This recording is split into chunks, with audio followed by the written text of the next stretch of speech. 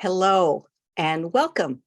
It is wonderful to see faces from our previous session and some new faces as well. Thank you so much for being here. We're delighted to see you. Now, I'm Galen Brandt, and I am going to co-spotlight And I'm Jackson Jackson Gillman. Gillman. Thank you. And we're going to together take you inside some of the processes that we use to do what we call embodying the heart of story and song, which we've done for decades as solo performers. And more recently, we've been working with other people, including each other. And what we do is listen to one another to help us find a story, maybe ask each other questions to help us find the heart of the story and why we might want to tell it in the first place, help each other enhance it by for ourselves and for the audience by really embodying it through perhaps gesture or focus or using the face. And sometimes even doing duo performances seems to best serve the story. Always what we're hoping to do is serve the story in the best possible way, whatever that story happens to be. And by showing you some of the options that we have found we feel work best for us, and giving you an opportunity, there'll be an audience volunteer that will help us demonstrate some options, and we'll have a bit of interactivity at the end where you can all experiment and have some fun.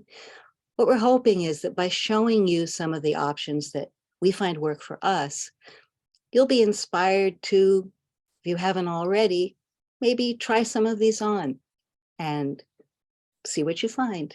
Could be gold. So to begin, Jackson is going to do a piece that demonstrates what he, as a movement artist, means by embodying the heart of story and song.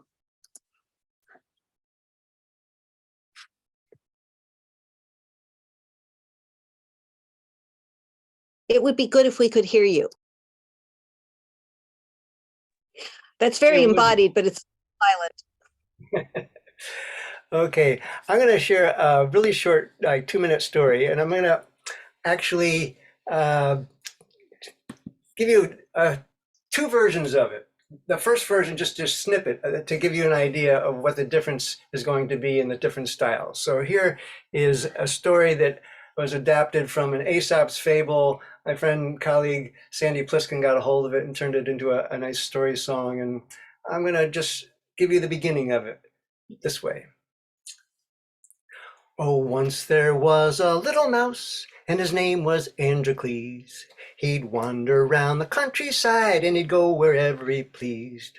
One day he found a golden mound, nothing gave him pause, till he found that mound was a sleeping lion, and he wound up in its claws.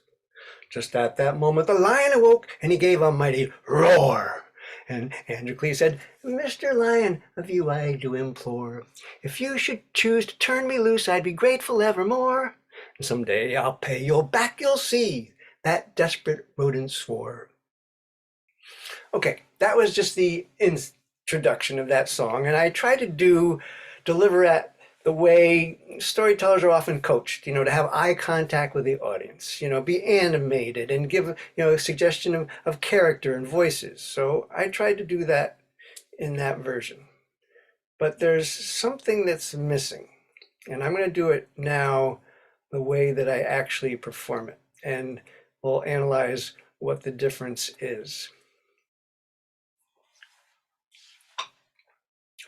Oh, once there was a little mouse, and his name was Androcles.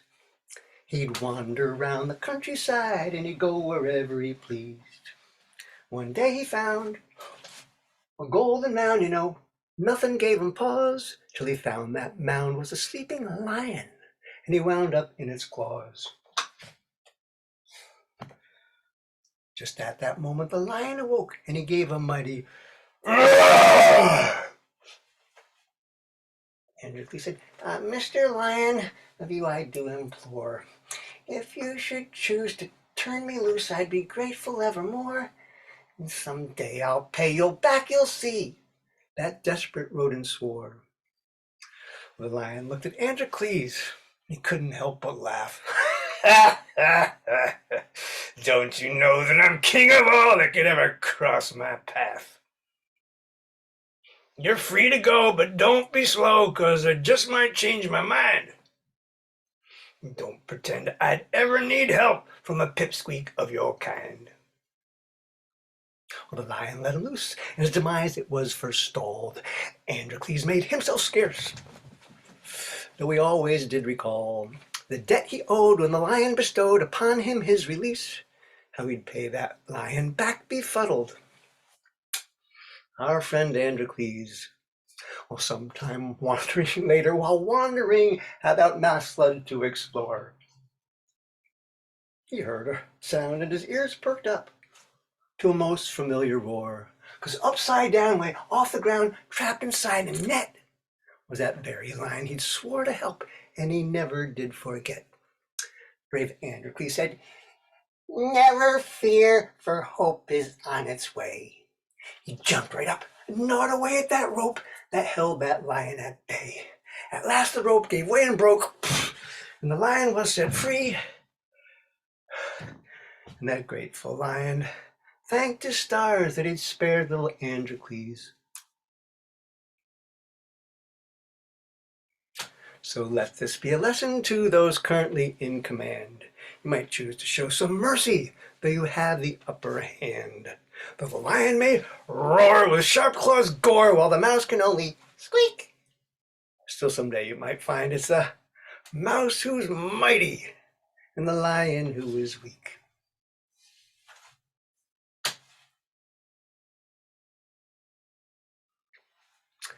Okay, so there were a lot. I think you'll see there were different elements in that. Oftentimes, storytellers tell a story and they're in the narrative mode for the entire story. Just like I started out being the narrator and you had eye contact, I had characters, but I was never actually in the story. So when I interpreted it the second time, there are parts where I am the narrator and I am obviously the narrator. And when I actually go into the characters and speak, I am in the story. I'm not aware, I'm not looking at you. I'm in the story. And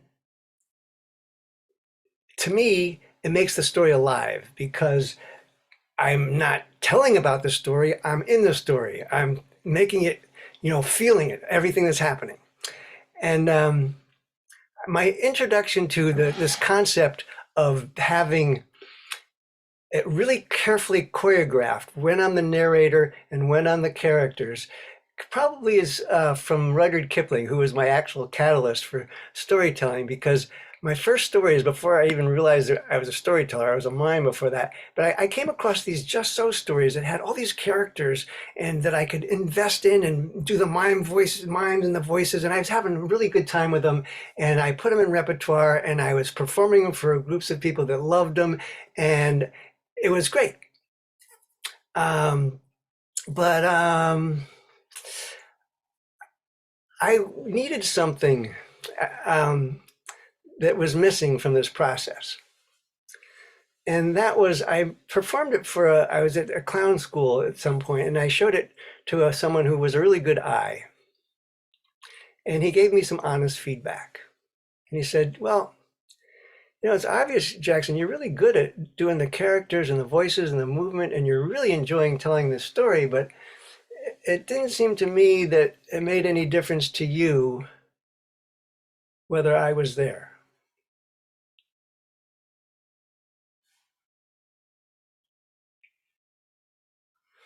Well, that honest critique hit me like a ton of bricks because it was accurate. And what was actually, an asset of mine getting into the story and really loving it could actually be a liability because I'm so into it that I'm not aware of the fact that I'm a storyteller and there's an audience out there. Now, a good actor doesn't necessarily make a good storyteller. What's the difference? So I'm telling this story. I'm enjoying it. I want you to enjoy it too. And Kipling's Just So stories are written in such a way that it's really clear when there's a narration and when there's action. And I want to put that in my stories. So in this version, the second version you saw, it's really clear narration, action, in, out, and it makes the story come alive. So, some ways to embody the heart of a story: be in the story by being in the character and taking on the voice and the body language and so on of character. I also noticed that in the second version, you used the entire space. You want to talk to us about that? So oftentimes, whether we're on stage or on Zoom, we're the storyteller and we're in this place. And well, what about the rest of the space?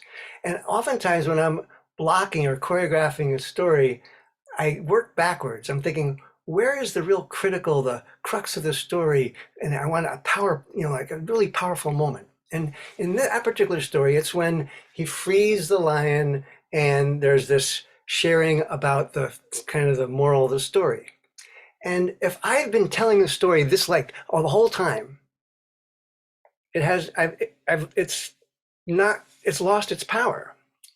So I'm going to dance around that spot so that when I'm telling the story, and I'm giving the mouse is always over here and the lion's always over here. It's really clear to the listener. And when I'm the narrator, I'm here. And I'm going to save that power spot, in the story for the end. And it's going to have more impact because I haven't done this to you yet. If I've been there the whole time, it's lost its power. So it's a technique I've been calling storyscaping, and I'm really careful about how to frame things so that I'm using as much space as possible, whether it's on Zoom or it's easier to demonstrate this live, but it still has elements that are very pertinent to Zoom as well. So storyscaping makes the story much more alive and much more dynamic and much more clear for the listener to follow. And I've also noticed that you were working with pacing, particularly in the second version. And I'm wondering if there's another piece that you could show us where you're really working with pacing to bring out the story. There's that song by, is it the Berrymans, Peter and Lou Berry, Forget Me Nots. Would you be willing? Sure. That's an interesting, that it would demonstrate this well, but I'm not sure I have that one at my fingertips, but I'll see if I take a stab at it. Okay, the magic time, folks. We'll see what he does. Well, it's interesting. Peter and Lou Berryman were a duo, and they were such great songwriters. And I've saw them live and in concert. And they had just their songs were stories. And I'm really attracted to songs that are stories. And when they performed, they were like, they had instrumentation, and it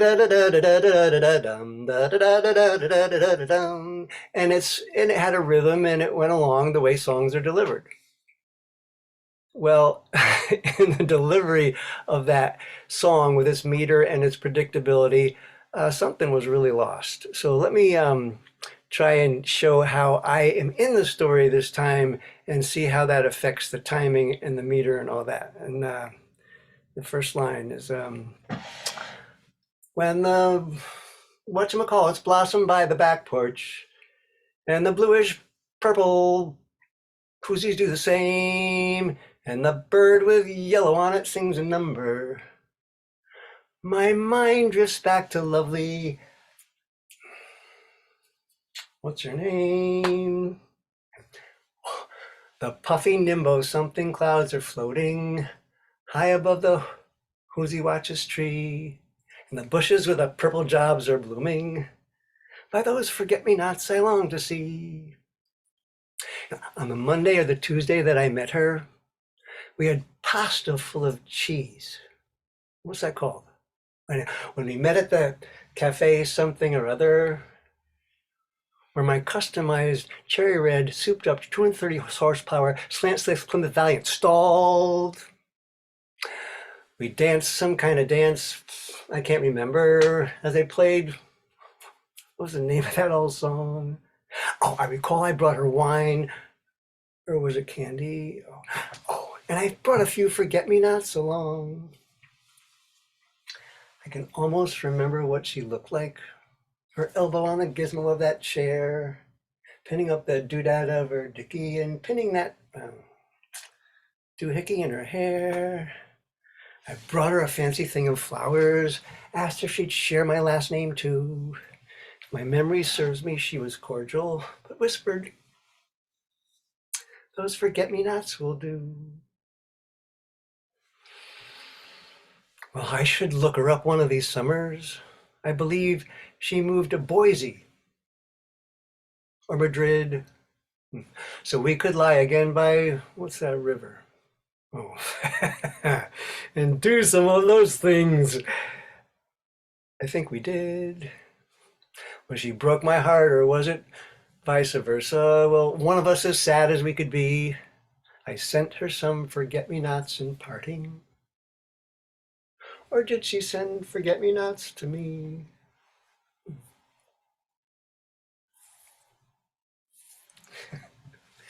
So there you can see I am not keeping a meter. If I kept a meter, there would be, I would kill the storyline and the whole premise of that idea.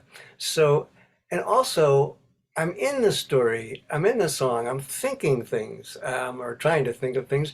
And anytime I take a song and want to interpret into, enhance the story value of it, I'm really careful to deliver it in what is a normal human speech pattern. I want this to be conversational because that's how we communicate in conversational patterns. So I'm sort of disguising the song part of it to make it seem more natural. And I, if there wasn't, if there was, we don't, people don't go on metronomes on timers. That's not the way we talk or think. And Galen's going to remind me to mention this, so I'll do it. The power of a pause. And I learned the power of that from my mime teacher, Tony Montanaro. He used to say, take that moment there, that when there's an expectation, and hold it a little longer than you think you should. And then after you're sure that it's too long to hold it a little bit longer. And after you're certain, like you're really like the audience is going, what the heck's going on? Hold it a bit longer. It's like, oh my God. And so what does that do? You won't know how long you could hold that pause unless you tried it. And what's my mantra, Galen, about rehearsing? Go big, be bold. It's really important in rehearsal is a time to really push the envelope, because when we perform after we rehearse something, things naturally get smaller, they get tighter. That's just a human nature thing I found. But if you rehearse something and stretch the dynamics of it and see how far can you push that, maybe you've pushed it too far, but instinctively you'll probably ratchet it back into a place that's fun. But unless you try those extremes, you're not going to know how much dynamism you can put in a story. And big might not necessarily mean long or loud. It could be, how quiet can you get? Or how long can you think about something before anything comes out of your mouth? Audiences love to see characters thinking. And that's what characters do before they open their mouths. So if they can see an internal process or get ahead of you, it's a gift to the storyteller, to the listeners, I think, to let them fill in places. And if you don't give them time to do that, you've robbed them of part of their active listening to what they're doing. So I can tell you that some of my first exposure to Jackson's techniques here, his suggestions, was at a wonderful workshop that he leads every year called Springboards. And yes, he encouraged all of us who were there, it was a little group, to go big, go bold. And, I was a little shy because it was in front of people I didn't know, but I picked a very dramatic story. And I went big, really big. And Jackson, what did you say to me when I was done? You really took that note to heart there, but boy, you blew us out of the room. Well, He did not mean that as a compliment. That was a little too big. You might want to ratchet that down, which I did. But the good news was that I had indeed found my maximum. And from there, I found the right size for that story. Now, as you can see, Jackson is terrific at embodying stories and songs himself. Well, I thought, gee, I'm a songwriter. I wonder what would happen. I usually just sing my songs solo, often a cappella, pretty straight. I wonder what would happen if I asked Jackson if he'd help me embody one of my songs. So he just sang you a song about heartbreak. Well, I'd actually written a song about heartbreak, real heartbreak. And it was called Whatever You Got Left. It's really a simple song. The conceit is just that, well, when whatever you got left and you're feeling bereaved and bereft, then you reach for the heart and the heft of whatever you've got left, right? That's how you survive. So Jackson said, sure, he'd work with me. And I sang the first verse for him as I would normally do it. Here's what happened. When whatever you got left and you're feeling bereaved and bereft, reach for the... Yes, I know, Galen, you to be a great songwriter, a great singer, and a really good actress. Okay, so what we want to add to that, because you're telling a story here, is to actually also be a good storyteller. So from the start, if you could be in your own song and story, and sometimes that you're not sure what you're going to see. We want to see the wheels turning in there. And we want you to forget that it's a song, just be in it and see how that affects your delivery. Okay. So taking it from the top, be in it, and actually, before you say any word, think about what you're going to say as it comes out, because we always think first before we, well, we should speak before we Yes. speak. And that affects our delivery. So let's see that internal processing. I sense that if I do that, I'll remember the whole reason I wrote the song in the first place. I'll go back to the moment, how I was feeling when. So, whenever I got left and I'm feeling bereaved and bereft.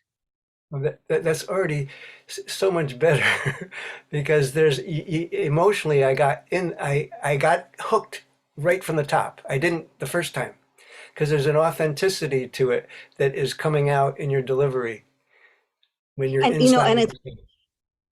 and it's giving me an idea for the last two lines of the chorus, because really the song is about, well, whenever you've got something and it's left, so from here to here, well, what do you do to recover? You reach for what is left and you pull it towards you. Reach for the heart and the heft of whatever you've got left.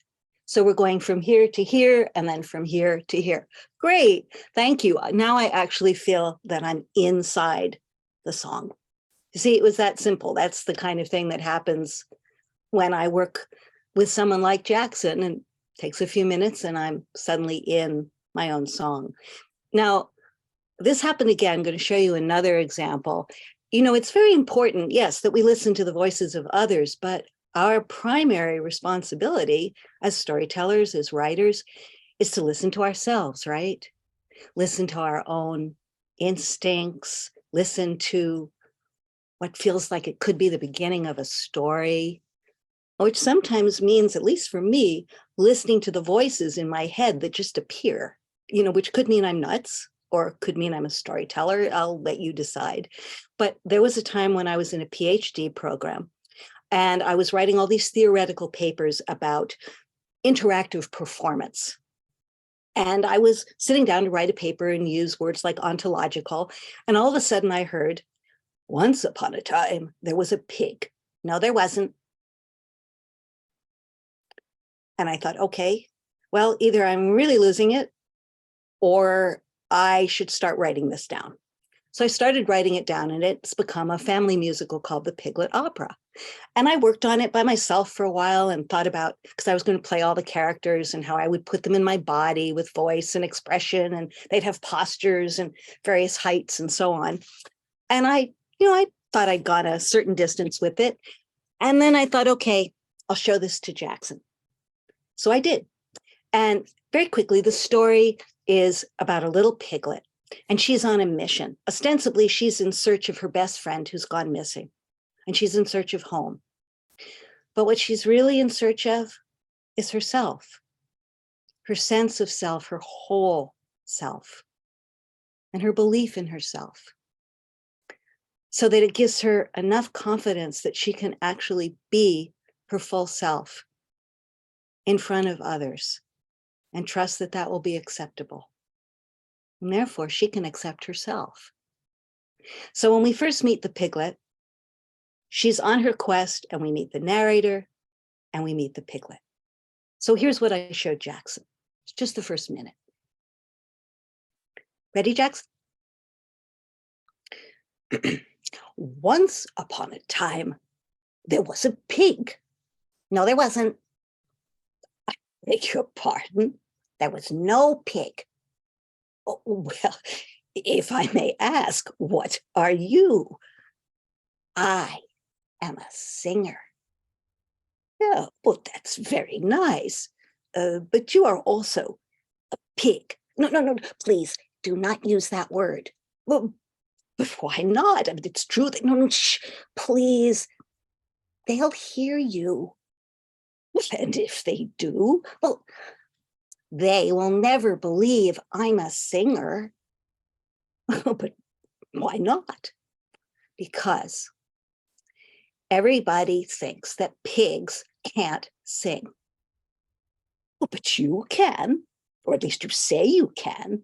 Well, yes, but that is because I am not a pig. I assure you, you most definitely are a pig.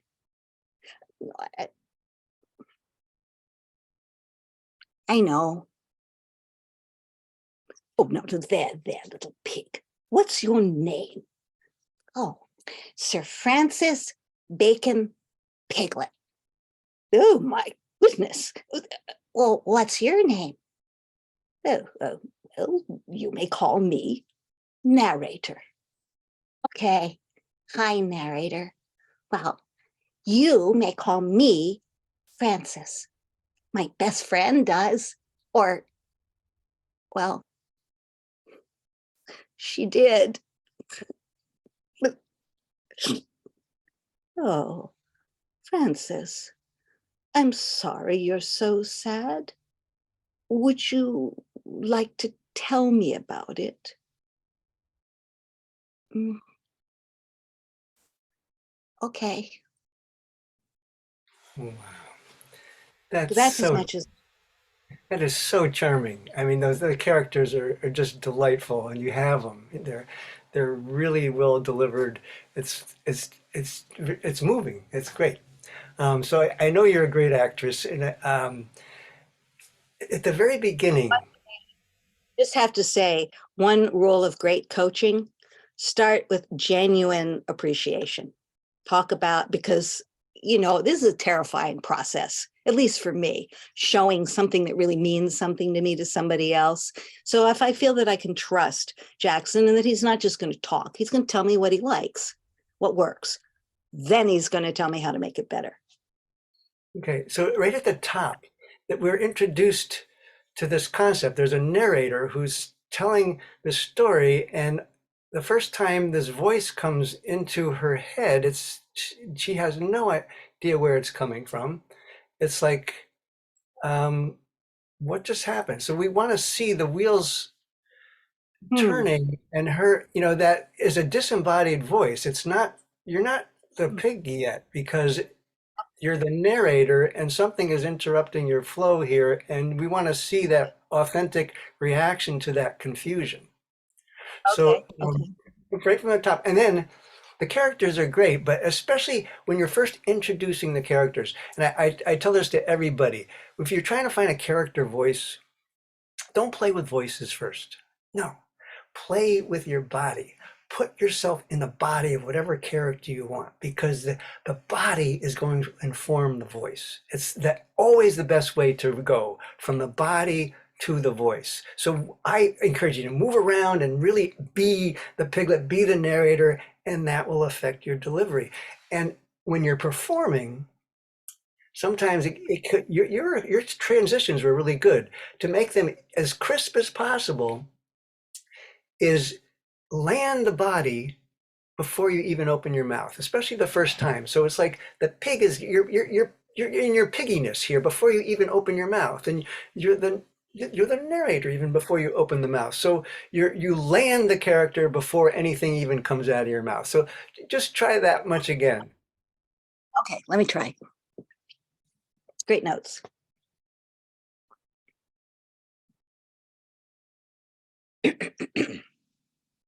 Good evening. Once upon a time, there was a pig. No, there wasn't.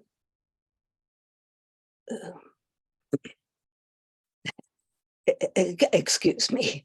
As I was saying, once upon a time, there was a pig.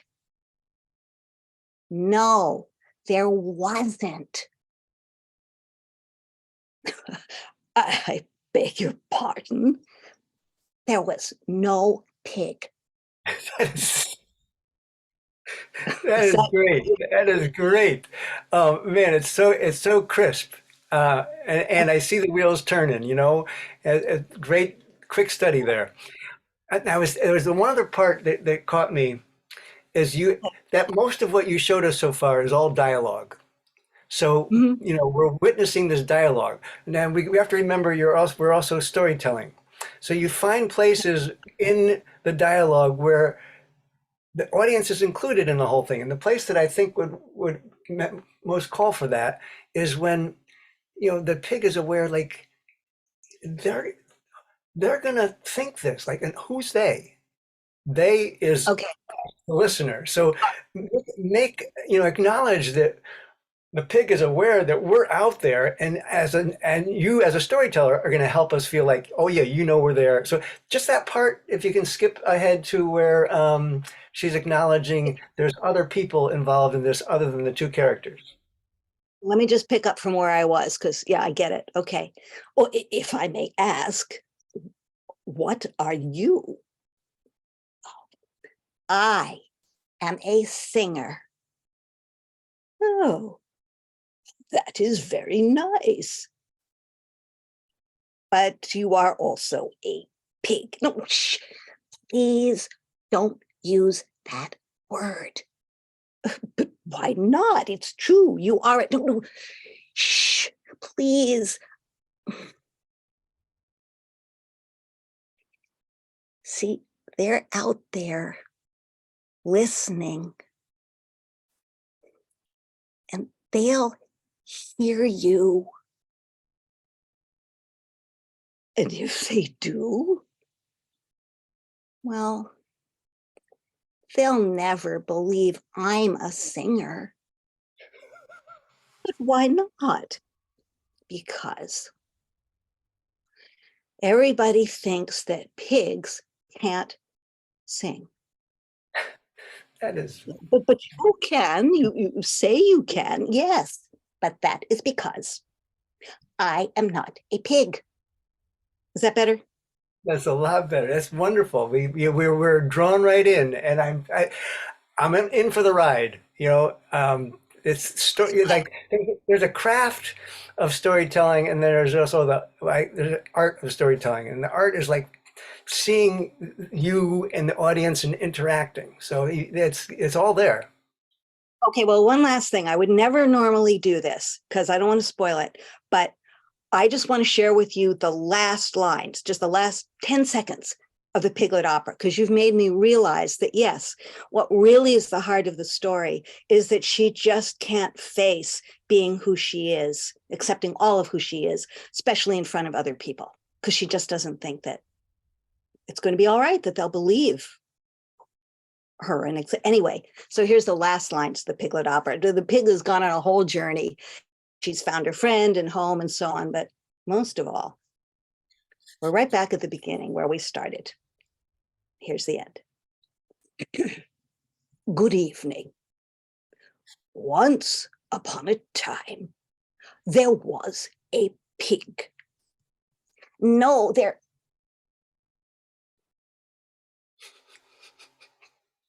yes, there was. Ooh, ooh, you got me. I mean, look at that. I mean, this is just snippets of the story, and all of a sudden it's like bang, you got me. The heartstrings. That's because you coached me about the audience and how to, and that's the point of the whole story. So we just wanted to show you, and thank you, Jackson, the sort of process that we go through with each other. Sometimes I coach Jackson, but listening to each other to help each other really find what the story's about and then bring it to life. And now we wanted to show you what happens if we work with someone, not each other, who we often work with, but somebody that we don't ever work with. And we knew that our friend Ari was going to be coming today. And so we asked her if she would volunteer and tell us just a snippet, a very short beginning of a story or a song. We don't know what she's going to do, but I'm going to replace myself with Ari. And Ari, I just have to find you. Ari, where are you? Ah, there she is. Okay. Welcome, Ari. Ari, this is everybody. Hello. Everybody, this is Ari. Hello, everybody. Thank you. I have a 4-line nursery rhyme, and that's what we will work on. Titled Clothespin Jim. Jim paints his house with onion juice to keep the bears away. Jim paints his walls with garlic sauce so wolves won't come to stay. He wears a clothespin on his nose. His fingers are blue inky, for Jim must write to all his friends. They cannot stand the stinky. That's really charming. It's really charming, and there's a lot of wild images in that. So you're narrating it really well, but this time do it again, and this time actually be in your own telling of it, so you can be bold and do what you're saying is happening, and then also remember that you're narrating so that when you're showing what's happening, you're not the narrator, but then there's a sides to us as the listener, and then you're back to your being in the story, and then let's see what happens now. Okay, so being in the story means being in the character when the character's there, Yeah. and then being in the narrator connecting other times. Jim paints his house with onion juice to keep the bears away. He paints his walls with garlic sauce so wolves won't come to stay.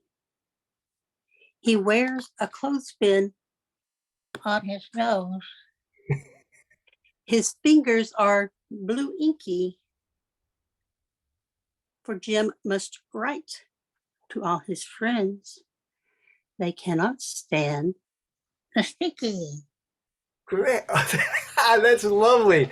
It's like, yeah, we're in it, you're in it, and you're checking back out with us, the listener. It's lovely. It's a wonderful transformation.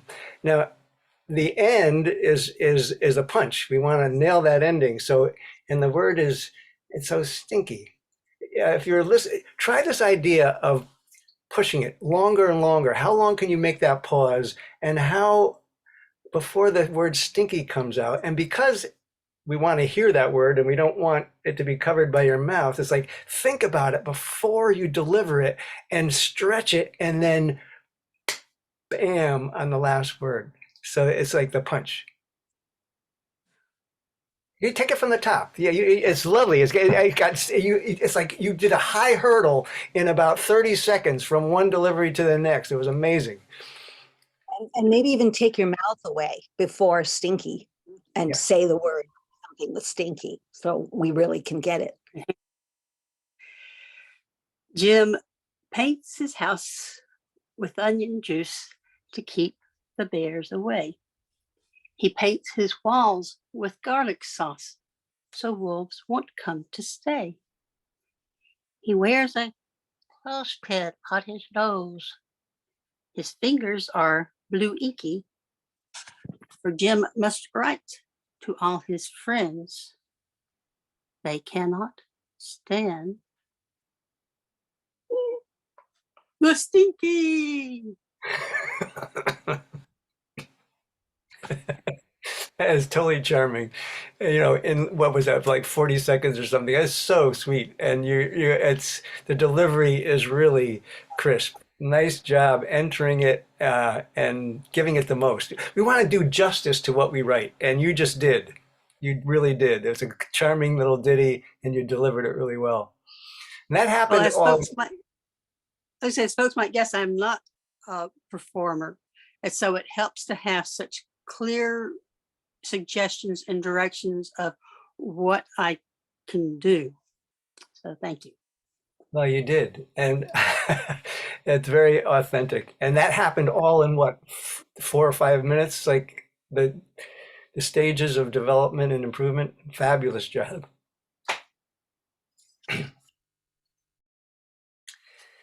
And you're muted, dear. Yes, dear. Thank you very much, Ari. That was great. And you just might be a performer, certainly a performer in the making. And you can see why we asked Ari, because everything that she writes wonderful poems as well as songs, is just replete with images, many of them pretty nuts. And so she can get a lot of mileage out of them if she wants to embody them. So we're going to talk now about listening. You know, in the case of the Piglet Opera, I was listening to my own voice. Well, the voice is in my head, and I just decided, okay, well, go with it. Start writing it down. And then I began to listen to Jackson about how to best bring it forward. But sometimes you don't even know that a story is there. You're just having a casual conversation, could be with anybody. And if they're really listening to you, they may just hear a story there that you didn't know. You could tell. So here's an example. Jackson and I were on the phone one day, and we were just, I don't know, we were talking about something. And I live kind of in the woods in New Jersey, and I was just happened to be looking out my kitchen window. In the middle of the conversation, I said, "Oh, Jackson, wow, there's a really big fox in my," it's just jumped into a tree and it's climbing up the, oh my gosh, now there's a big bird. It looks like a mourning dove, and it's fluttering to the ground, and I think it might be heard. And it's gone around the corner of my house, and the fox is, the fox is back now, and it's jumped in the tree again, and it's climbing up, and oh no, it's coming down, and it looks like it has a baby bird in its mouth, and it's dropped it on the ground, and it's jumped in the tree again, and it's climbing up, and oh no, now it's coming down again, and it looks like it has another baby bird in its mouth, and and now it's picked up the two little birds, and fox is running up my steps to the street, and Ooh.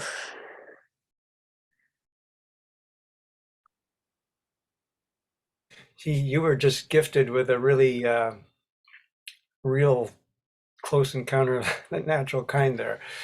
Um, Mm. yeesh. Are you are you sorry you saw that? Well, it was, huh, you know, actually, as horrible as it was, no, I'm glad I saw it. Hmm. Yeah. And why? Well, because it was real, because that's the way that nature really works.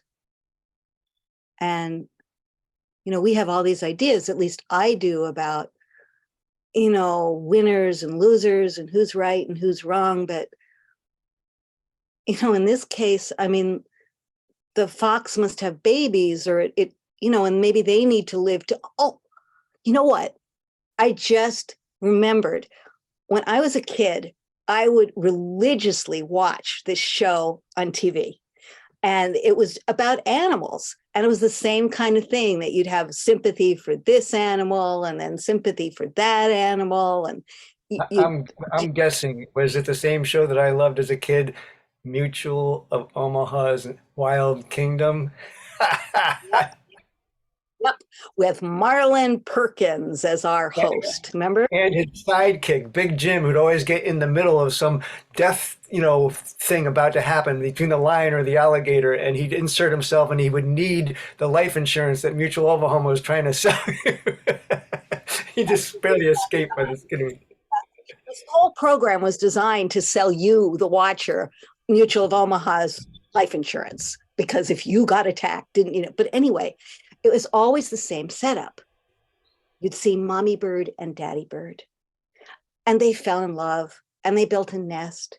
And mommy bird laid eggs, and then she sat on the eggs. And then the eggs hatched, and oh, the little hatchlings were so adorable. And they were hungry, the little open mouths. So mommy and daddy would go off taking turns to get, I guess, worms to feed them. And you just loved that bird family. And then we'd see the fox family, mommy fox and daddy fox, and they'd fall in love and they'd make a den. And well, you knew what they were doing in there because pretty soon there were the kits, the baby foxes, and oh, they were adorable. And they were just as hungry as those baby birds. Their mouths were always open. And Mr. and Mrs. Fox would take turns going off to get whatever it was they were going to feed the foxes. And you just loved that fox family.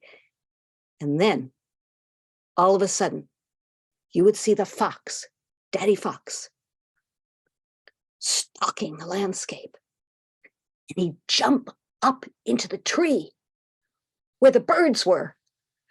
And you just knew that and then they would cut to the commercial and say, if your home were under attack, but if you remember that?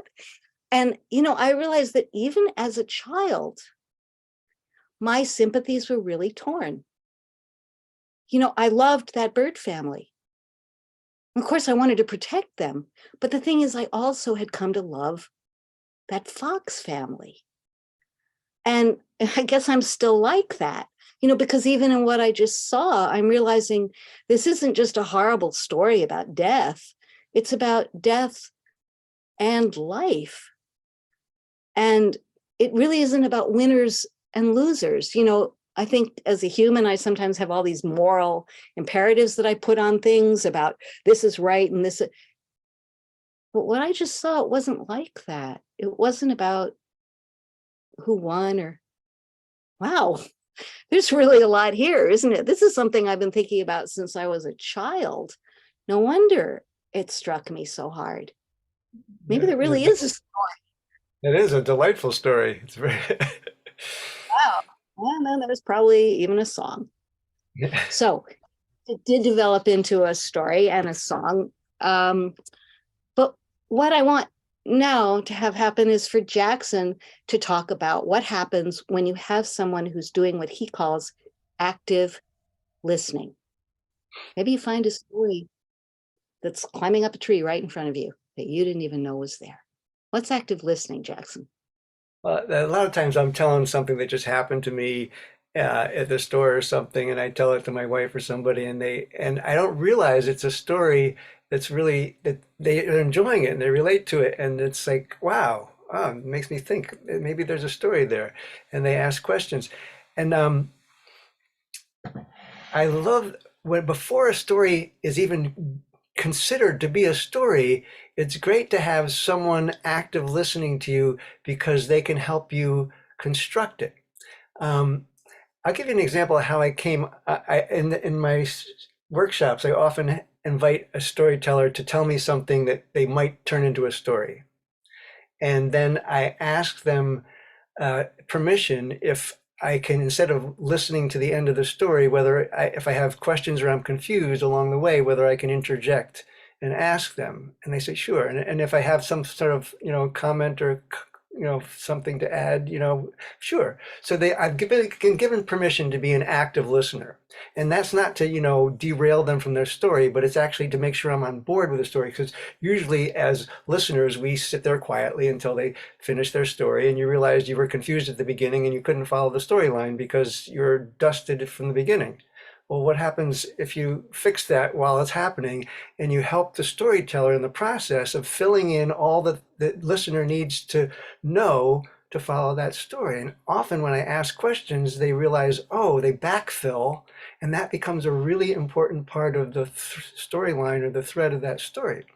And so I love this process, and it really, I think, helps the listener fill out. And a lot of times at the end of the story, they tell me something more about it, as an aside, and they go, oh, you got to put that in there because that fits really well. And there are these discoveries along the way because someone is actively listening, engaging, and hearing the story and is excited about it and, interested. So, and the way I developed this process is really funny because I had a friend who I used to try new stories out on.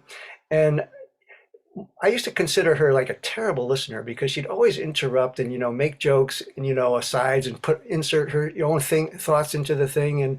And it was like, why don't you just listen to the story? And I started to realize I loved telling new stories to her because she was active listening to me and she made me think of things. And then all of a sudden the story was sparking. And I realized that's a really good technique when a story is still finding its legs to have somebody engaged with you and responding as it happens. And so that's how I ended up doing this active listening exercise, which I've found is like super helpful to me and to anybody who's wanting to, give a story some legs when it's first started. And really, anybody can be a listener, Oh, and yeah. you can be anybody because we all have stories to tell and to listen to. And all that's important, if you're going to do this technique of asking questions, interjecting, you may just want to get permission first. While you're telling, do you mind if I ask you a few quick, because otherwise it could be, hey, will you let me finish? So now you can see that Jackson helps me and others embody characters. And once we began working together, I started thinking, well, let's see, I write songs, I'm a singer, so is Jackson, so does he, but he's also a wonderful expressive movement artist. Now, what would happen if instead of me trying to embody my own characters in songs, because I usually write songs in a character, somebody who's heartbroken, or in this case, an owl, what would happen if we tried having Jackson embody that character? Would that bring the story to life in a whole new way? So the first song we tried was one I wrote called Owl, and it's just a children's lullaby to get children, hopefully, to go to sleep. So we had to start somewhere because we'd never done this kind of thing before. And Jackson sometimes uses sign language, his version of sign language, as part of his toolkit. So we thought, okay, well, suppose I just recite the words of the first verse to him and he signs it. Let's see if that brings it to life. So here's what happened. Who am I? Who do you see? Who is sitting up in this tree?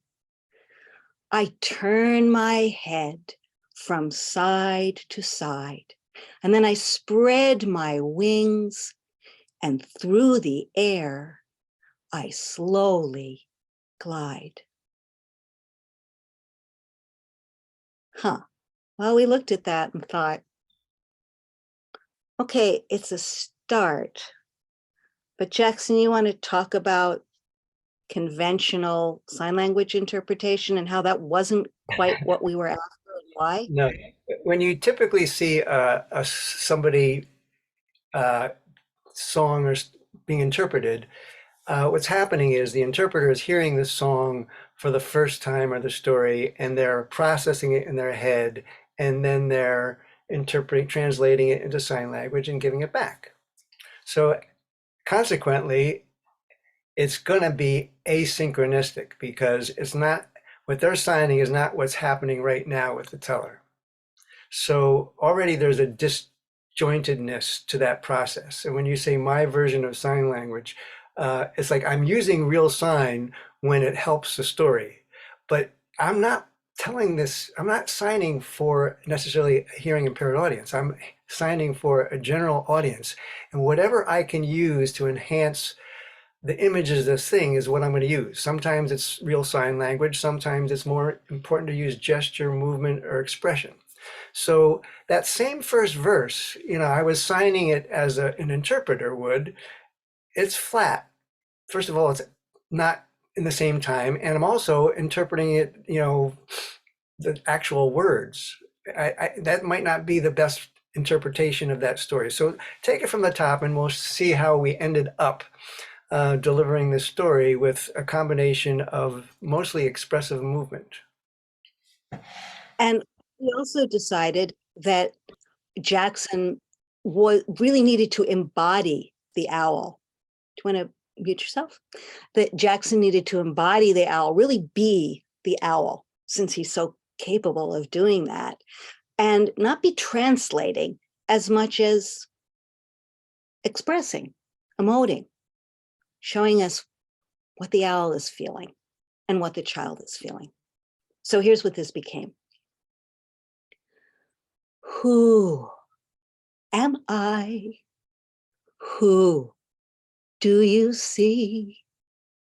Who is sitting up in this tree? I turn my head from side to side, then spread my wings, and through the air I slowly glide.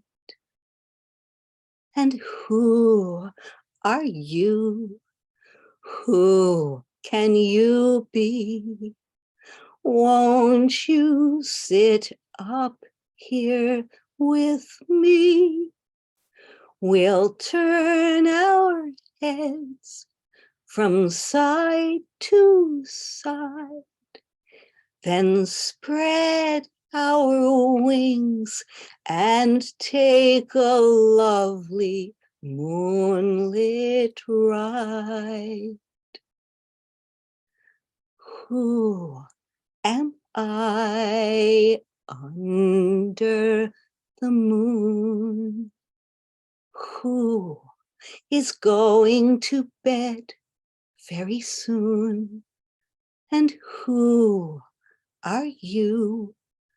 Who can you be? Won't you go to sleep with me? We'll fold our wings and close our eyes. And now it's time to sing our sleepy lullaby. Yes, who am I? You know who. I'm the owl, and you are you. Hoot, hoot.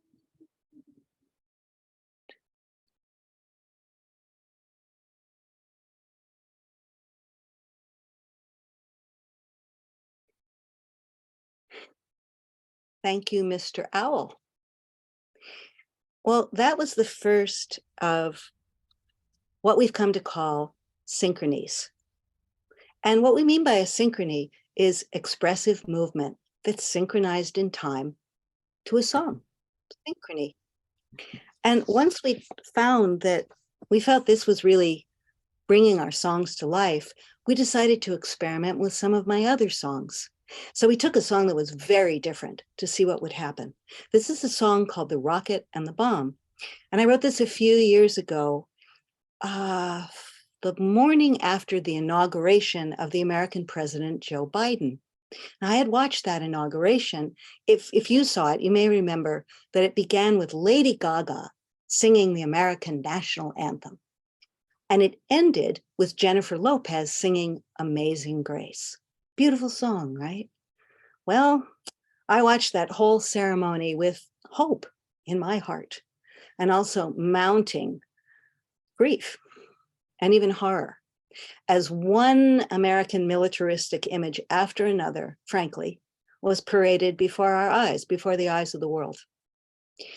And I truly believe that as long as we continue to believe that war is an option, well, we will be absolutely right and so tragically wrong. And there will never be world peace.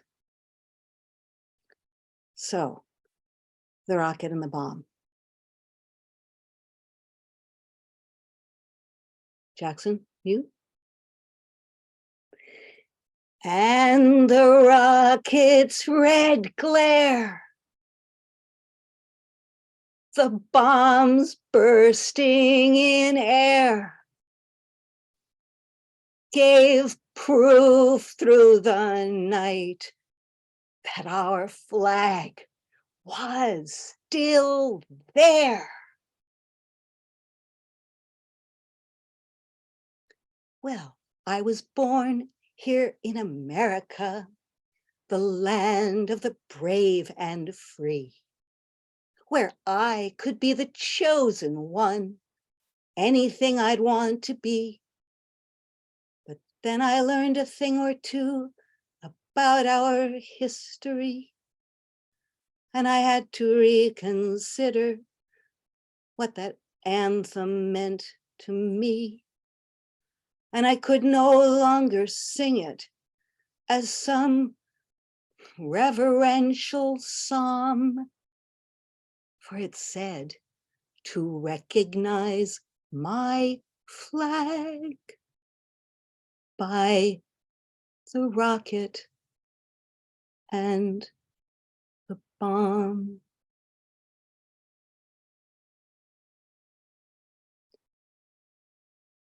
Now we're going to stop the song here, just so that we can spend a little time decoding for you why Jackson made some of the decisions that he did, which are very precise and very deliberate based on what he felt were key words and what would work best. So, to do justice of what the Star-Spangled Banner means and how we perceive it as Americans, it's this real rah, rah, rah, siskumba, militaristic victory. So I want to give that its proper due. And there's the flag, and we're proud of it, and it's yay, and the rockets are booming, yay, rah, rah. Okay, and then Galen had to rethink what this actually meant, you know? And so rather than using signs for our country, like, you know, this sign is country, or this is America, but once we've established that this is our flag, that represents to us the country and the flag and our patriotism. We don't have to, that becomes a shorthand, and I can leave it there. And I want to be really careful about how I'm portraying this. And the power of this story is the sad truth is that what does this translate to other cultures who think about America? What does this flag become?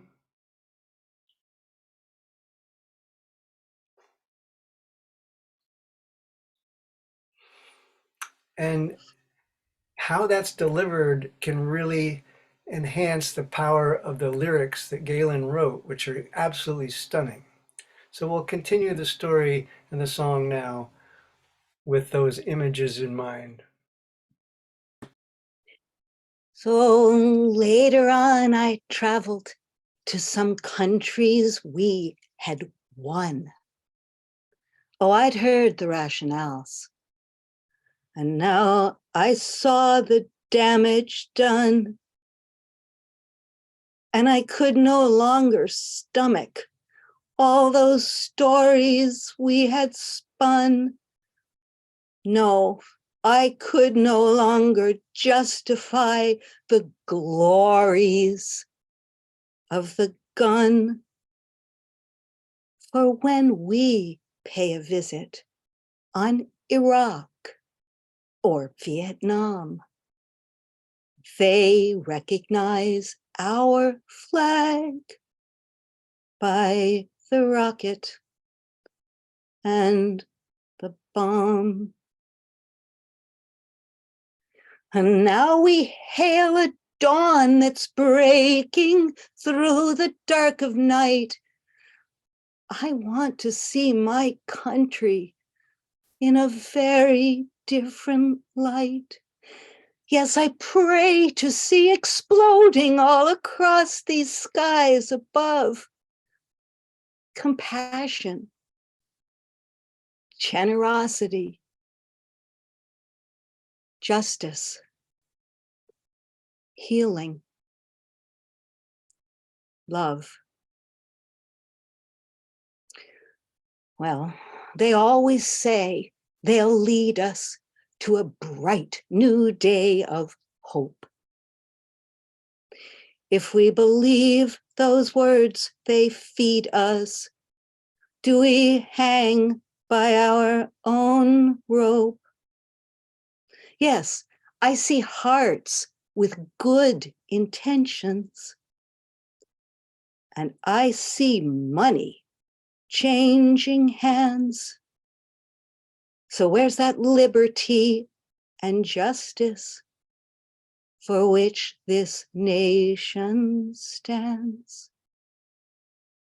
For I see young girls in formations, twirling rifles like batons. And I recognize my flag by the rocket and the bombs. Yes, I recognize my country by the rocket and the bombs. What amazing place, this sacred ground, with its wretched history. What's been so lost, it must be found. For we're blind till all can see. Oh, my country, 'tis of thee.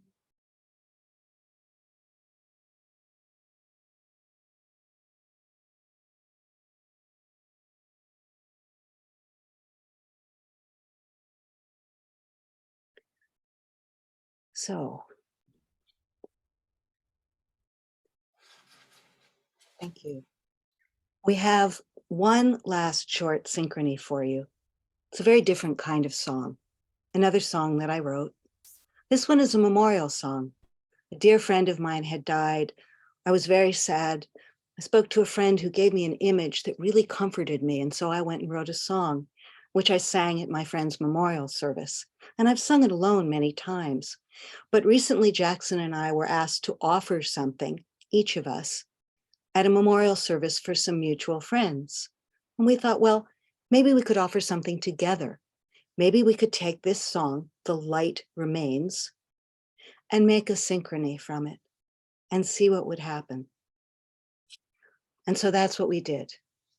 This is the song, The Light Remains. Oh, I'm sorry, I forgot to tell you something important.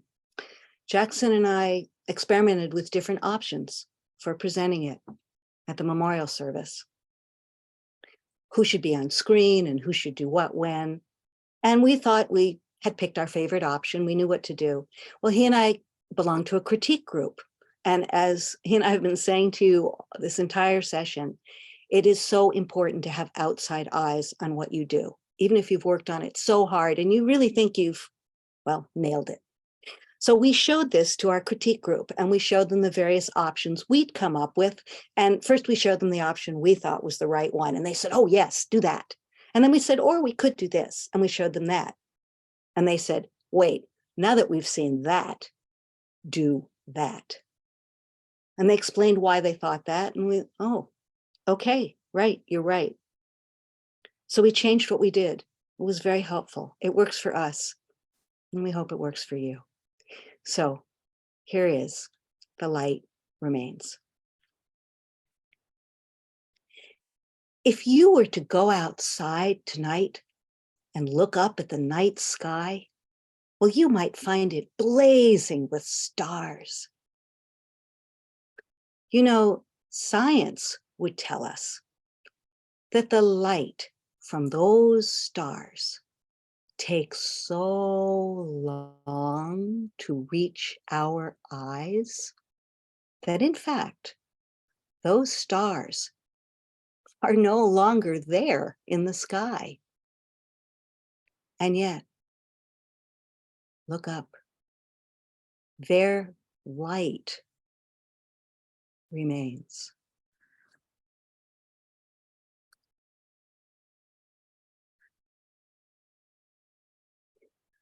I look in the sky so clear that stars no longer here.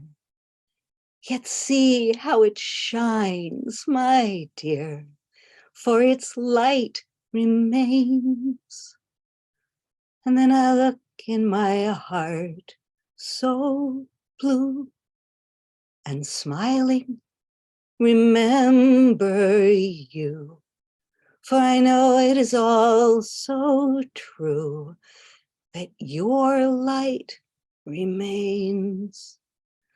The light of the love you gave, the light of your shining face, the light that outshines the grave, the light that is every place, the light of your shining eyes, the light of your loving heart, so bright that I realize, dear one, we can never part.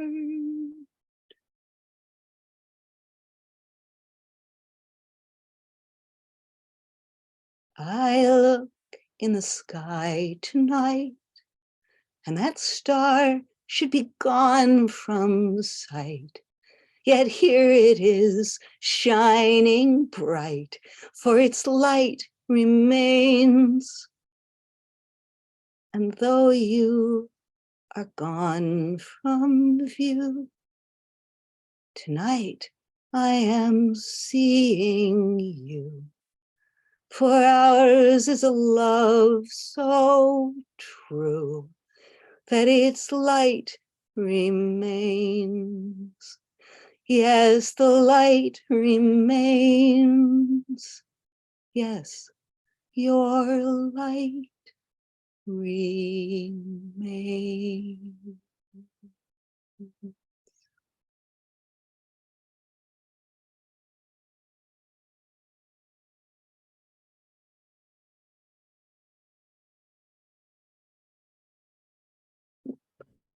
Oops.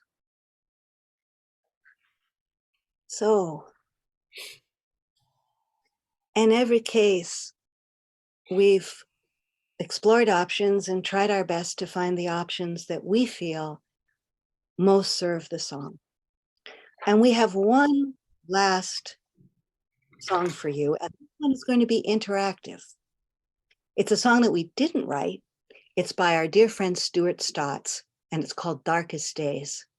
Anyone can feel like darkest days. You're in the middle of February, where in New Jersey it is snowing, finally. This is a song of great hope. So what we're going to do, we would never do this in performance, but just to summarize what we've been talking about and demonstrating, we're going to show you every possible option, verse by verse, every different way we could perform this. Just throw in the kitchen sink. As I say, we would never do this in a real performance, but just to kind of refresh your memory, what we've been talking about. And then we're going to do it again. And this time, we want you to put it in gallery view if you aren't already and join us. Do it along with us and choose any option you want. Just have fun. You'll have to stay muted, but sing and move, dance around, use the whole space, be small, go big, whatever feels right to you to bring the song to life inside you. We really hope you'll join us and just have fun. Turn your camera off if you feel camera shy, but have fun. Okay, so here's the song, Darkest Days. Jack, you may want to unmute.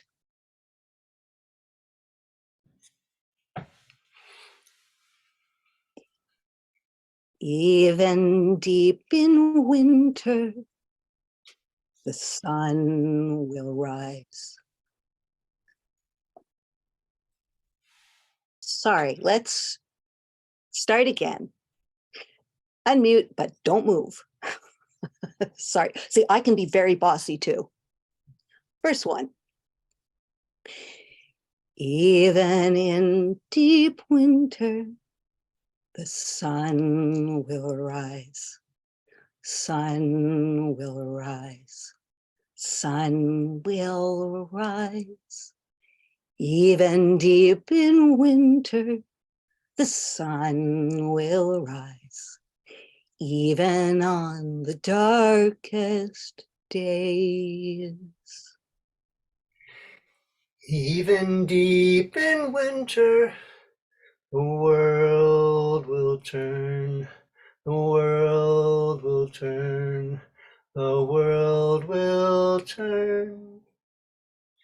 Even deep in winter, the world will turn. Even on the darkest days. And even deep in winter, love will grow. Love will grow. Yes, love will grow. Even deep in winter, love will grow. Even on the darkest days. Even deep in winter, the sun will rise. The world will turn and love will grow. Even deep in winter, the sun will rise. Even on the darkest days. Yes, even on the darkest days.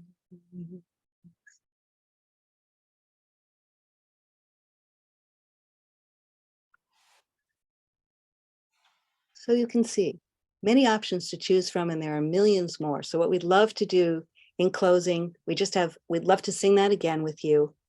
And stay muted, but please sing along, move along, choose whatever feels right to you. We're going to put it in gallery view, and we know we'll hear you, and we're going to watch. Have fun. And then we just have 2 minutes of a few concluding thoughts and we'll say goodbye. So here we are in gallery view. I'm going to remove all of our spotlights here. And here we go. Join us. Even deep in winter, the sun will rise. Sun will rise. Sun will rise. Even deep in winter, sun will rise. Even on the darkest days. And even deep in winter, love will grow. Oops, the world will turn. The world will turn.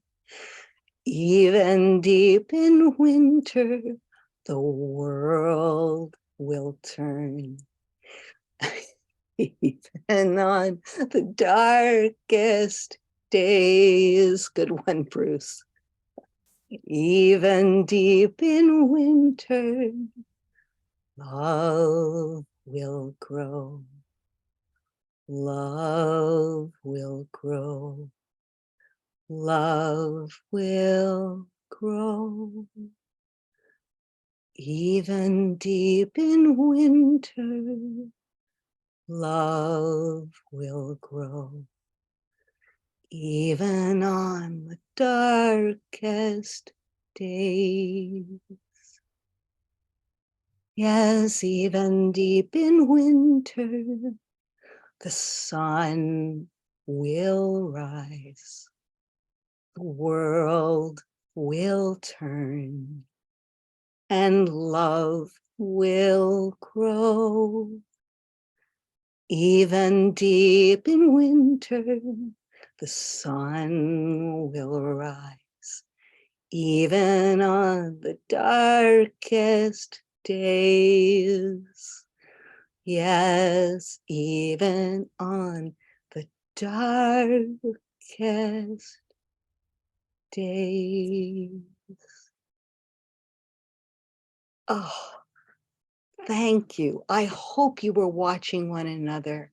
You did such beautiful things, and some of you followed Jackson's movements, and some of you did completely different. I was laughing because when the world will turn, Bruce turned completely around in his chair.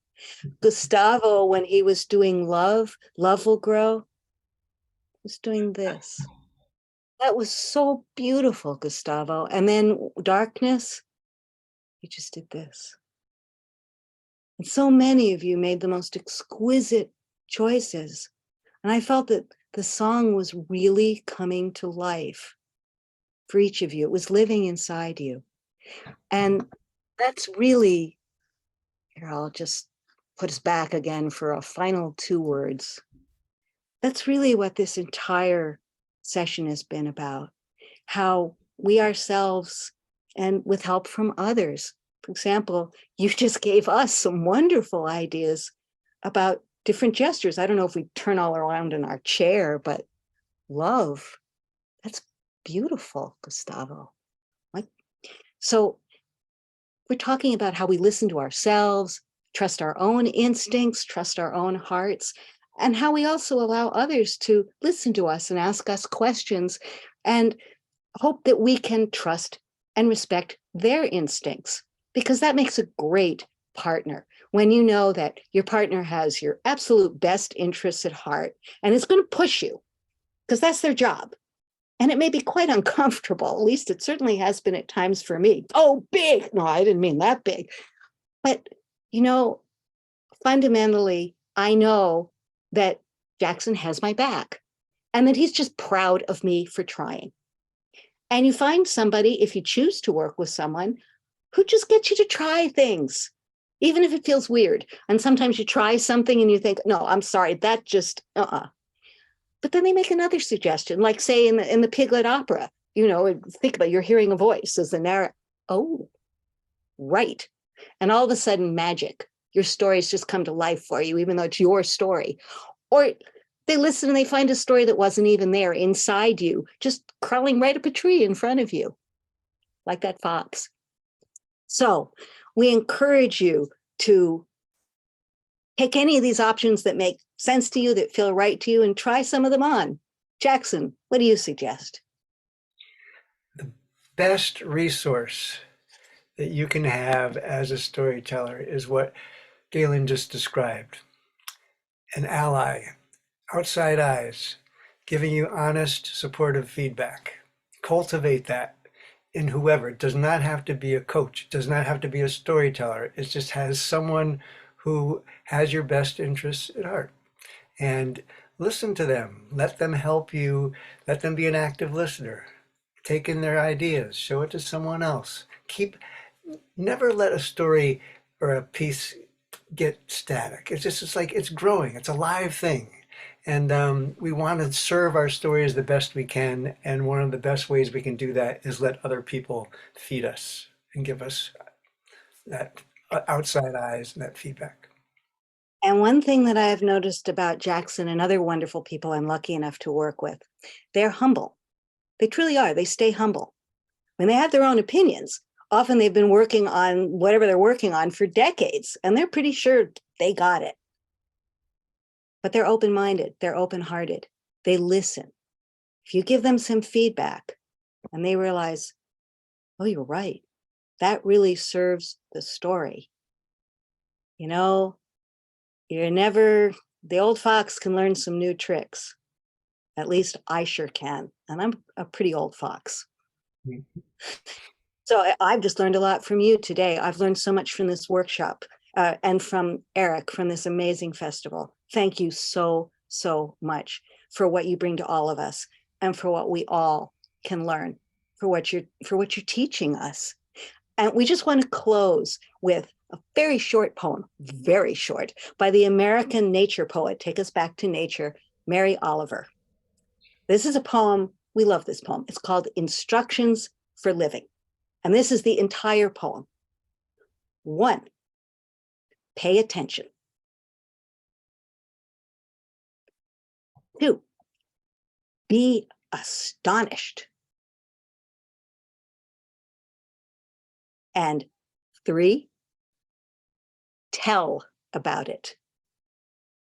So how does that translate to storytelling? Well, that's what we've been talking about all along. Pay attention to everything, because there could be a story anywhere. And be astonished. Let yourself really feel that story. Let it get into you, into your body, your mind, your heart. Feel its magnificence, feel its grief, feel its joy, because then you'll find the heart of that story. And once you have the heart, then you go out and you tell that story as well as you know how. And if you decide that you want to work with other people and they really listen and they ask the right questions, well, you may just find that you are telling that story with grace, with skill, and above all, with heart. Thank you so much for being here with us. This has been a privilege, a joy, and an honor to show you a bit of what we've learned, what we still have to learn, and what we've learned ourselves and from one another and from you. Thank you. By the way, if any of this intrigues you and you want to ask us some questions, we're sorry we didn't have time. We know we threw a lot at you. But if you have questions or you want to talk to us further about anything, we'll put our emails in the chat. And we'd love to hear from you. So thanks very much. And thank you, Eric. And bye for now.